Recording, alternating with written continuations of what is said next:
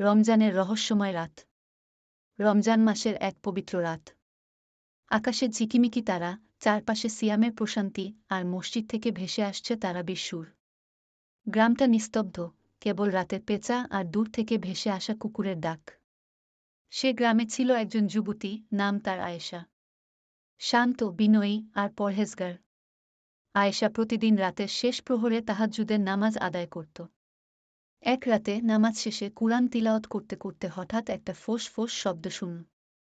দরজার কোণায় জড়সড় হয়ে বসে আছে একটা সাপ। আয়েশা ভয় পেল না, বরং ধীরে ধীরে কুরআনের তেলাওয়াত চালিয়ে যেতে লাগল। অবাক করার মতো ঘটনা ঘটল তখনই। সাপটি ধীরে ধীরে সামনে এগিয়ে এলো, কিন্তু তার চোখে ছিল এক অদ্ভুত প্রশান্তি। আয়েশা বুঝতে পারল এটা সাধারণ সাপ নয়। সে দোয়া দ্রুত পড়তে লাগল।